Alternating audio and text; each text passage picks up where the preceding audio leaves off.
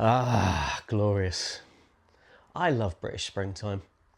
You're starting to see, kind of new growth in the plants. Things are starting to sprout and bud. We've got blossom coming down from the trees. We've got sunlight coming up. We've moved into daylight saving hours. Love BST. I'm sat in my t-shirt today. Anyway, so today what I wanted to talk about is if your founder is still the person who creates most revenue, then you've got a bottleneck dressed up of a strength. What do I mean by that? Well, it's natural for any new business for the founders to be the best at selling. They're the people with the dream, the vision, they've driven it. They've probably been tested more on what the proposition is than anybody else. They can go into a room and it matters to them. They can sell. And leadership does tend to attract enigmatic people. And you could be the most dynamic, enigmatic founder in the world, and you're going to do lots of sales. And that's fine at first. In fact, it's fine ongoing. It's definitely nothing to put down. But if it's still, after you've established the main route of business, then that's dangerous. Because what you've actually then got is a bottleneck in disguise, okay? If only the founder can sell, you can't scale. It's impossible to scale. And I've worked with a lot of founder-led businesses, and I've worked with some wonderful founders. Hi, Ethan. Hi, Nick. Who, I have worked with in order to expand that. So it's something I'm kind of familiar with. Having been a founder myself as well. I during my early agency days, I was the highest salesperson. But what it really does is it kind of limits your scalability, and it kind of hides weak process. So let's talk about what I mean about that. So if only the founder can sell, or if only the founder is selling, do you actually have a strong enough proposition in the first place? If other people in the team, including in some cases kind of trained salespeople, biz dev people, if other people in the team can't step in and sell what the founder is selling, then there's a knowledge gap, and there's a believability gap, and there's a proof gap. And so you need to kind of get beyond that. And I'll talk a little bit about how to do that, okay?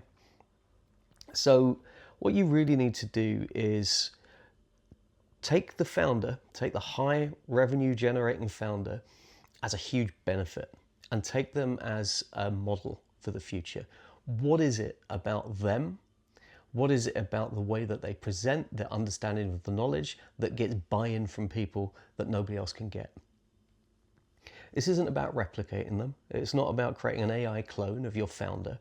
But what it is about doing is taking the things that people buy into from them and turning that into your external brand, so that when people come in through other channels, they can buy from you without having to have that conversation with the founder. Maybe they still do, but it's not limiting. It allows scale, it allows growth.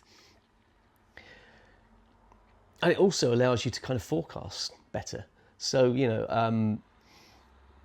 where you need to start is you need to extract the founder knowledge. You need to test the founder knowledge. So something that I found in the past also is that sometimes founders are so energetic, so dynamic, that they immediately energize people in the room. But as soon as they're out of the room, the person they've energized isn't able to explain what it is about that business that they want to work with, other than they like this guy. You need to meet that guy. Again, that's limiting. So we need to take the understanding of what they're talking about and make that something that other people in the business, anybody client facing or new business facing, can replicate. And we need to test it as well. Speak to your customers, do a bit of customer research. What is it that brought you to this company? What is it you like about it? Now, sometimes they will explicitly say it's the founder. I saw that previously with Steve, who did Stone Tools. But oftentimes the founder is presenting something to them that we can extrapolate elsewhere. It's about trust. It's about warmth. You can represent that as a business, and that makes it a lot more scalable. So in order to grow up as a business, you need to make the business viable, okay? And what that means is understanding who's going to buy from the business, understanding what problems the business is solving, and then being able to put out in language that they will respond to, and with the same kind of dynamism or the same angle that the founder constantly won with, put that market out there. That way you can generate inbound marketing as well as additional outbound, as well as sales, and it's not all down to the one person, that leader. Because a grown-up business should be able to sell well, whether needing the founder in the room or not. So, oh geez, it started fucking raining. I tell you what, British springtime's a pain in the arse, isn't it? Fuck's sake.